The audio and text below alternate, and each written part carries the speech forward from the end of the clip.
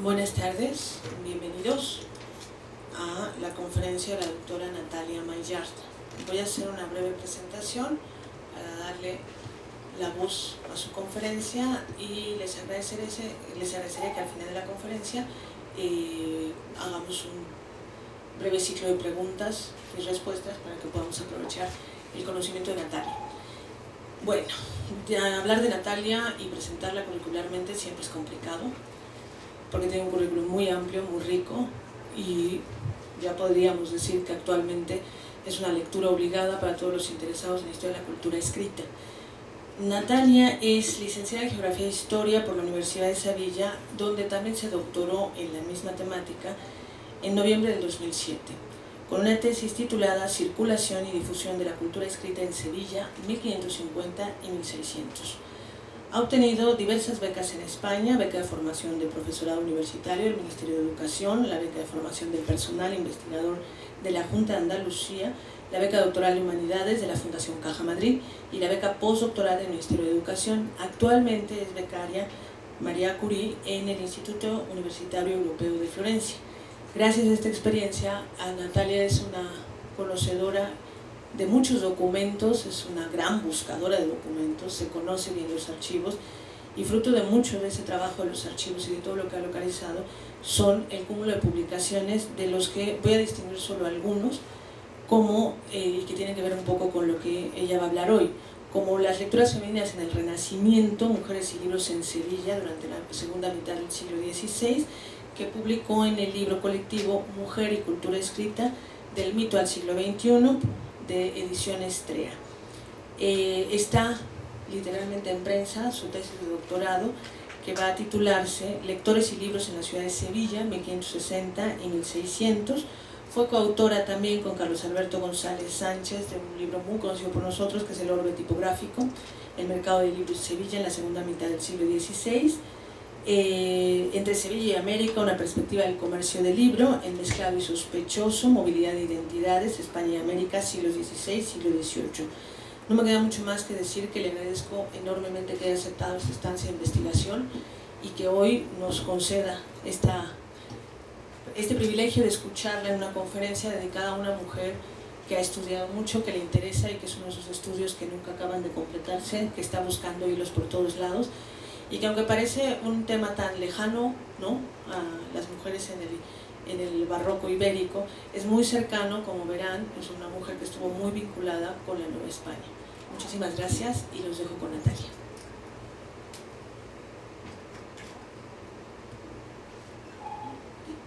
Hola,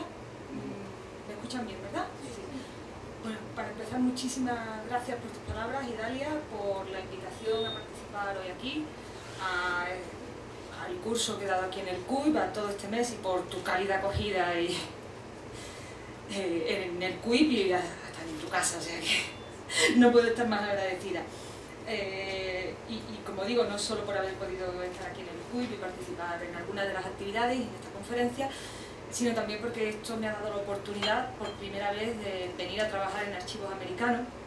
Lo digo porque el otro día me preguntaban si me dedico a la historia de América, y la verdad es que no, oficialmente no, pero como dije a quien me lo preguntó,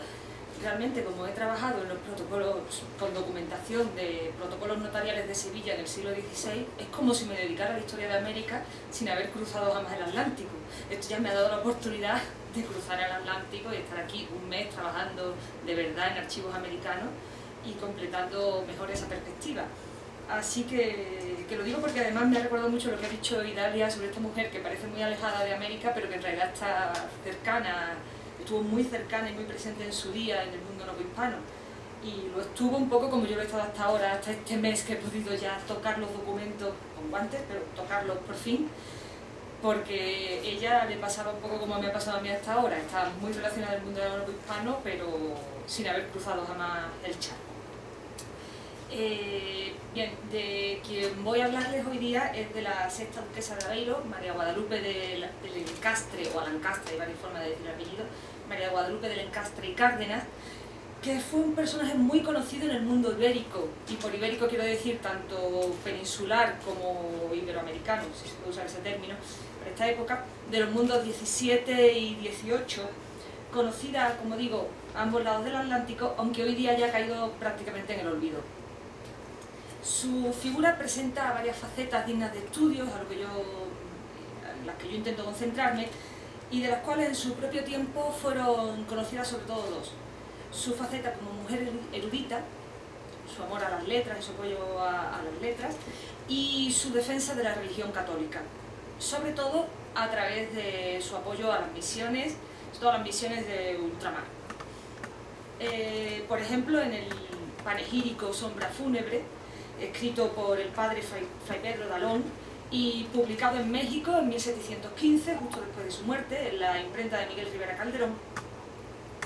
se la describe de esta forma. Era esta excelentísima señora, grande por la real sangre que ennoblecía sus venas, grande porque la hizo Dios del más bermejo barro, pues las 5 llagas de Cristo, vida nuestra, son el escudo glorioso de sus armas. Eso es una referencia al escudo de la familia de Aveiro. Grande por las virtudes que veremos, aunque no es posible referirlas todas. Grande por madre de religiosos, huérfanos y desvalidos. Grande por la oración, limosna y caridad. Grande por madre de misioneros, amparo de peregrinos y fomento de religiones, con especial de esta belemítica. Grande por la eminente sabiduría con que comprendió todas las facultades, pudiendo ser maestra en la universidad más célebre de las ciencias, enseñándolas todas. Grande porque perfectamente sabía 11 idiomas, con que hablaba a cada nación y a cada uno en su lengua. Obviamente estos textos panegíricos son siempre un tanto exagerados, pero lo cierto es que una vez que uno va a la documentación más directa, se encuentra con que realmente esta fue una mujer extraordinaria. Y lo que la hace extraordinaria no solamente es, al menos desde mi punto de vista, ¿cómo explicarlo? No solo la hace extraordinaria su individualidad, el hecho de que realmente fue una mujer erudita que reunió una biblioteca con varios miles de volúmenes, al final hablaré el último bloque lo dedicaré a su biblioteca, una mujer que se escribió con misioneros de todo el mundo, que recibía en su casa información sobre los lugares más lejanos de la Tierra. No solo eso la hace extraordinaria, que ya por sí lo es, sino también el hecho de que no es en realidad un personaje aislado, sino que pertenece a un grupo de mujeres eruditas que están empezando a destacar en los siglos XVII y XVIII, y de los que conocemos, algunas son famosas, quizá la más famosa sea en el ámbito hispano, Sor Juana Inés de la Cruz. Hay no solo Sor Juana, hay más escritoras en esta época, pero todas estas escritoras, que son las más conocidas, llevan detrás también a estas mujeres normalmente nobles,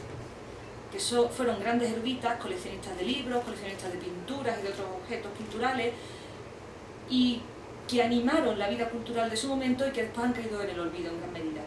Por eso me gusta rescatar este personaje, no solo por sus características personales, sino también por lo que supone dentro de su propia época. Y para que entendamos realmente quién era la duquesa de Aveiro, me gustaría empezar haciendo un poco un repaso de su biografía, que fue como mínimo accidentada, aunque prácticamente no se movió de Madrid en su vida, pero fue muy accidentada como ella. Bueno, hay que empezar diciendo que entre 1580 y 1640 Portugal y España estuvieron regidas por el mismo monarca. Bueno, sucesivamente Felipe II, III y IV, ¿no? Pero compartieron el monarca.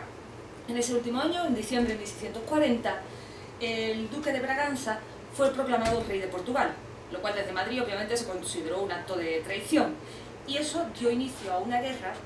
que se prolongó durante 28 años y que culminaría con la independencia de Portugal en 1668, lo que se conoce también como la Restauração.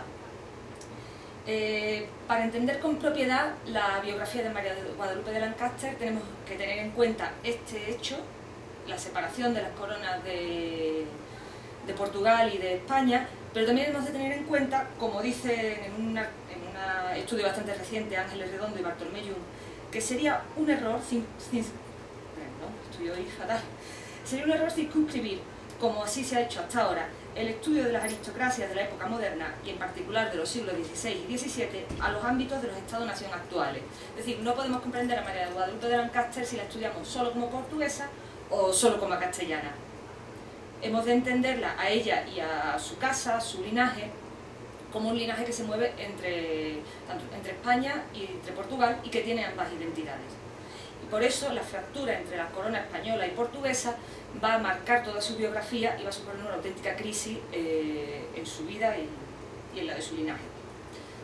Bien.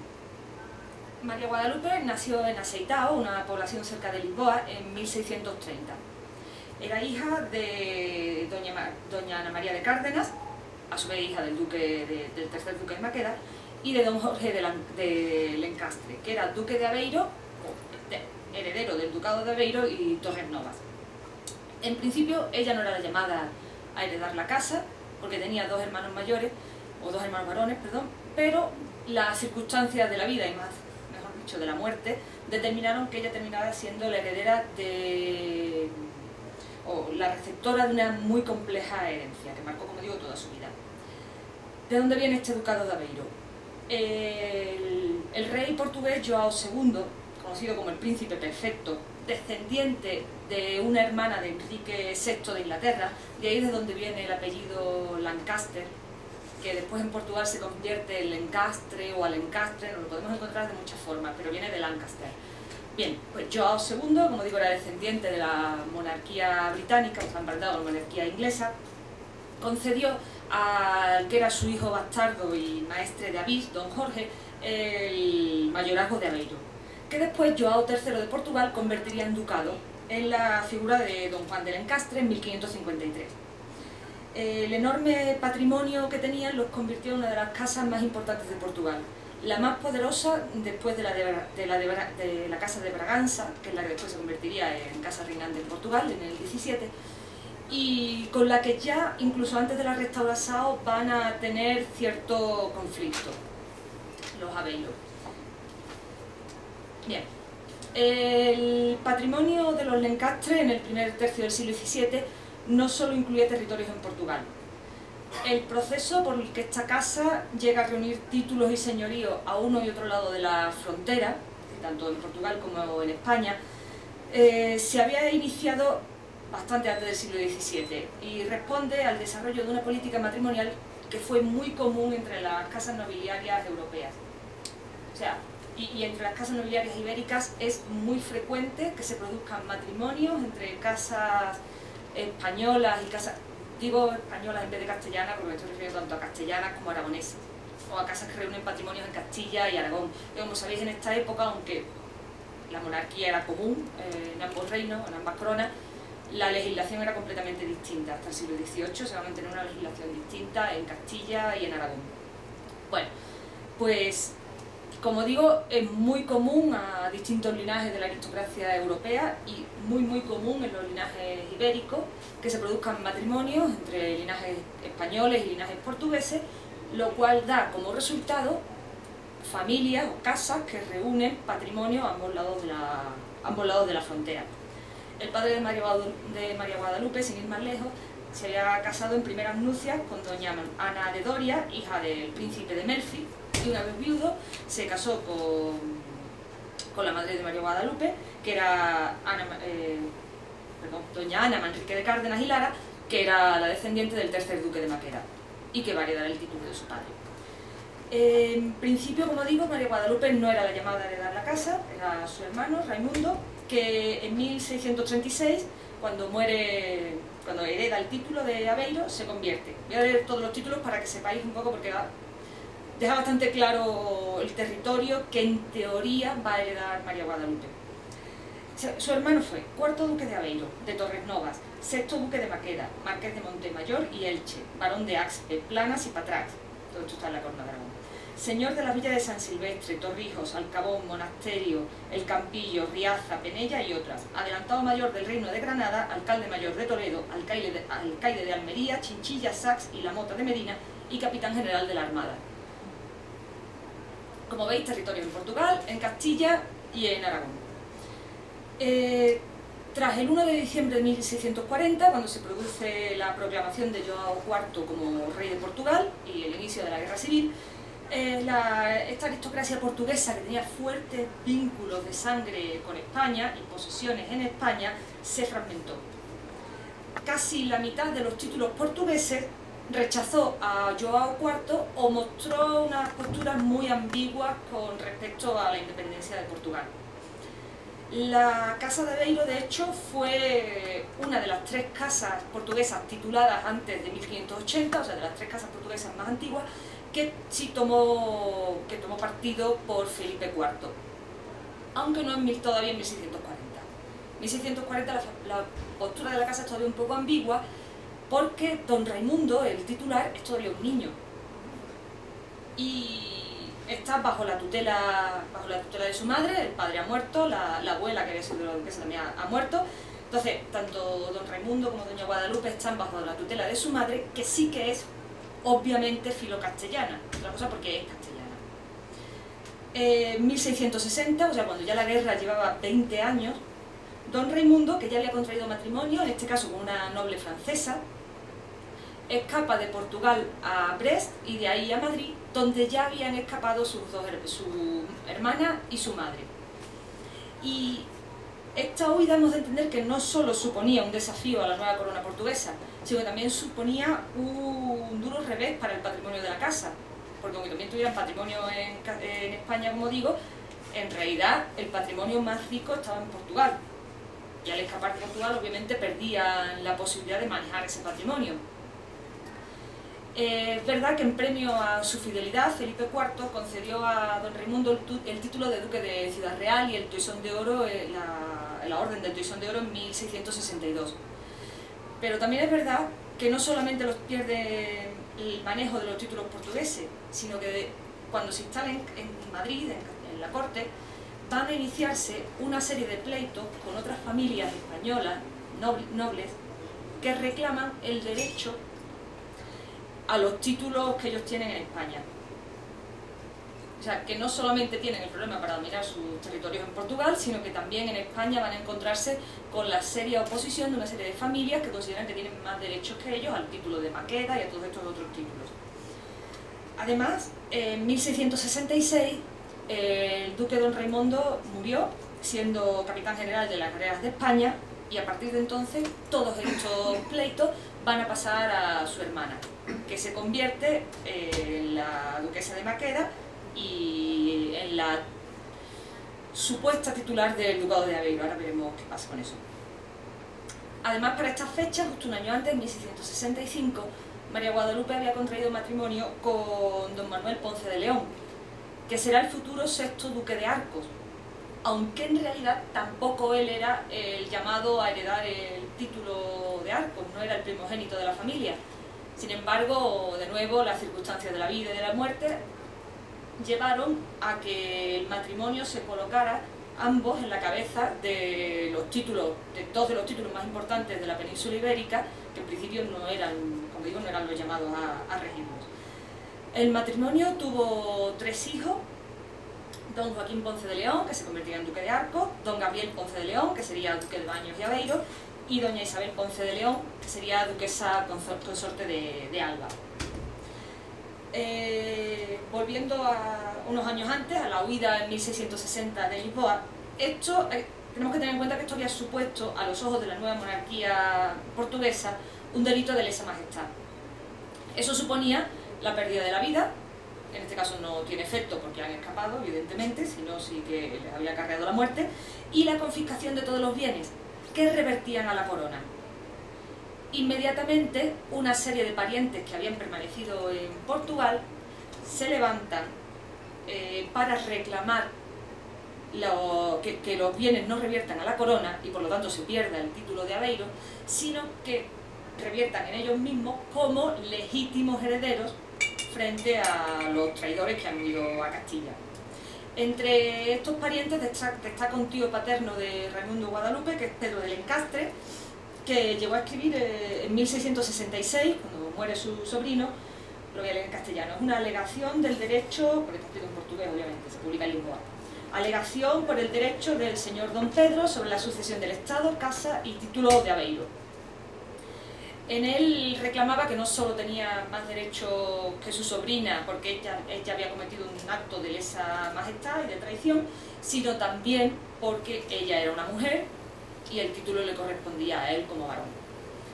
Finalmente, don Pedro obtuvo el reconocimiento de sus derechos al Ducado de Aveiro en Portugal, y María Guadalupe no solo veía perdido sus derechos, sino que, como explica Antonio Terrasa en su tesis sobre otro linaje, una tesis que publicó escribió en 2009 sobre otro linaje portugués, esta traición al rey la convierte en una nueva extranjera. Sin embargo, el pleito no acaba aquí, porque don Pedro, que llegó a ser inquisidor general en Portugal y que era un eclesiástico, falleció en 1673 sin descendencia. Así que se inician de nuevo los pleitos y poco antes, en virtud de la cláusula de restitución que se había firmado en el tratado entre Lisboa y Madrid, una vez que se acaba la guerra en 1668, María Guadalupe había visto reconocidos sus derechos a la Casa de Aveiro. Se dan dos sentencias, el Consejo Real de Portugal emite dos sentencias en 1679 y 1681 por el que la reconoce como duquesa de Aveiro, pero con una condición: debe ir a Portugal y rendir vasallaje al rey portugués. Y es ahí, en ese momento, donde se inicia el particular vía crucis de María Guadalupe, porque su esposo, que la había apoyado en la reclamación del ducado de sus títulos portugueses hasta entonces, una vez que la condición es que vaya a Portugal y rinda vasallaje al rey portugués, dice que no. Se niega en rotundo y no la deja ir a Portugal, con lo cual no puede obtener sus títulos ni hacerse cargo de su casa. Tan desesperada llega a estar que en 1685 escribió directamente al rey solicitando su amparo, diciendo que, negándole indebidamente el duque su marido la que como legítimo administrador de su persona y bienes le pertenece, en la esfera que Dios fue servido ponerla, toca inmediatamente a la suprema regalía de vuestra majestad concedérsela, la grande podería de Portugal, como lo debería hacer en mujeres de inferior estatura cualquier juez ordinario. Pues Dios y la ley no hicieron administradores a los maridos de los bienes de sus mujeres para la ruina, antes para su conservación y aumento, y es de suma incoherencia que vuestra majestad y el duque mi marido le hayan dado licencia para litigar, coadjugado sus instancias y consentido la condición y allanamiento, y que de tan graves y públicas y costosas operaciones se haya de impedir el efecto. Es decir, el rey le ha dado permiso, el duque le ha dado permiso para luchar legalmente por recuperar sus títulos, y una vez que los ha obtenido, le niegan el permiso a conseguirlo. Por eso ya le escribe al rey. Además, María Guadalupe en esta carta defiende las ventajas que para el rey de España supondría que ella obtuviera sus títulos portugueses, porque no puede dejar de ser lustre para esta corona que sea duquesa de Aveiro, quien es vasalla suya por la de Maqueda. Se habla también de la posibilidad de que uno de sus hijos sea el que vaya a Portugal a recibir el título, pero ella se niega, dice que es una mala idea, porque hallándose su hijo niño, ella mujer, el castellano de nacimiento, ella portuguesa, el sucesor voluntario y ella señora de su casa, que debe conducir y sacar al puerto de las olas y borrascas en la que la puso la fortuna y en la que la dejaron sus dueños, viniendo a buscar a Castilla la protección de su majestad. De hecho, María Guadalupe acaba la carta haciendo una defensa de sus derechos y capacidades como mujer, dado que la condición femenina, en este caso, dice ella, nada distingue, porque las que nacieron como ella, solo son en el mundo lo que es menester para sus casas y obligación.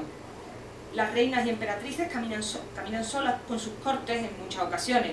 Las sultanas, las más encerradas del orbe, con esclavitud al dominio del gran señor, van con sus guardias y mujeres a donde es necesario. Y del grado de duquesa, el que tiene ella, la de Osuna, Monterrey, Liñe y Carpio, han ido y venido consigo mismas donde la llamaban los accidentes de sus negocios y la precisión de ellos. Es decir, que aunque sea una mujer, ella se debe a las necesidades de su casa, de su linaje, y es más importante su condición de heredera del linaje o de cabeza visible de un linaje que su condición de mujer, por lo cual el rey debería permitirle ir a Portugal, cosa que tampoco permitió. De hecho, poco después de estas fechas y ante la situación que se generaba, la duquesa escribió también al confesor del rey, explicándole la angustia que su situación le había provocado, porque dice que tras varios años de lucha me hallo, sin aquella libertad que se concede hasta a los esclavos de ir a procurar su rescate, sin estado, sin hacienda, sin casas y sin hijos. Y no se le ocurre otra solución que al menos pedir que se le permita trasladar su residencia lejos de su esposo, y solicita al religioso, al confesor del rey, que interceda por ella. Le dice: así me da hacer vuestra señoría el favor de representar a su majestad la razón de darse algún sosiego a mis trabajos, habiendo 7 años que me tiene atada a ellos, sin negar ni conceder licencia de ir a Portugal. El rey de España le concedió a ella el título de duquesa de Aveiro en Castilla, pero claro, es un título vacío. Mientras no fuera a Portugal no podía realmente manejar sus estados, y en ningún caso pudo María Guadalupe en vida regresar a Portugal y tomar posesión de sus estados mientras duró el matrimonio, lo que la determinó a separarse de su marido. El divorcio en el mundo católico del antiguo régimen es algo extraordinariamente extraño, y María Guadalupe se separó de su esposo. Sin embargo, ni siquiera así consiguió recuperar sus estados. El esposo murió en 1593, bastante antes que ella, que muere ya en 1715, pero, como digo, ni el fin del matrimonio ni el fallecimiento de su esposo permitieron a María Guadalupe regresar a Portugal y tomar posesión del Ducado de Aveiro.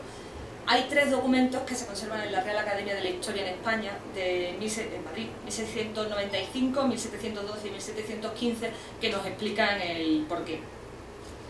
El documento de 1695 se explica que, dado que su esposo no le había permitido viajar a Portugal, sin embargo, de las continuas instancias que sobre ello le hice y a su majestad muy repetidamente, la disolución del matrimonio habría bastado en principio para que ella volviera a Portugal y se hiciera cargo de su casa. Pero, una vez que eso sucedió, la retuvieron en Madrid muchas y graves dependencias, imposible de abandonar hasta fenecerlas, además de tantos y tan repetidos achaques sobre mi crecida edad. Claro, en esta fecha María Guadalupe tenía ya más de 60 años. Es verdad que va a morir con más de 80, pero ya era una mujer bastante mayor para su época. Entonces los médicos le desaconsejaron, prácticamente le prohibieron que fuera a Portugal. Así que la única solución que se le ocurre es dejar el Ducado de Aveiro en manos de su hijo. Aunque esto planteaba un nuevo problema. Lo normal habría sido dejarlo en manos del primogénito, pero el primogénito, una vez que había muerto el padre en 1693, era duque de Arcos. Entonces no podía ir a rendir vasallaje al rey de Portugal porque ya era vasallo del rey de Castilla. Así que la solución está en conceder los títulos portugueses a su hijo Gabriel, a su hijo segundogénito, a quien traspasa todos sus derechos sobre la casa de Aveiro en ese año. En 1712, tanto la madre como el hijo primogénito vuelven a renunciar a cualquier derecho que tuvieran sobre esos estados, y en 1715, una vez muerta ya ella, su hijo mayor de nuevo renuncia a cualquier posibilidad que tuviera sobre el estado de Aveiro en beneficio de su hermano Gabriel. Así, de esta forma, María Guadalupe, después de tanto luchar, aunque nunca llegó a ser titular efectiva, a ejercer de forma efectiva el poder sobre sus estados portugueses, al menos consiguió que el título de Aveiro permaneciera vinculado a su linaje, a sus descendientes, lo que por otro lado supone, y es muy interesante, la separación definitiva de los títulos portugueses y españoles que la casa había reunido a lo largo de varios siglos. A partir de la muerte de María Guadalupe, el Ducado de Aveiro va a ser una cosa exclusivamente portuguesa, lo cual ya también nos habla de una etapa nueva entre la aristocracia europea. Empiezan a ser aristocracias más nacionales y empieza a separarse esta condición transnacional que habían tenido, que había sido tan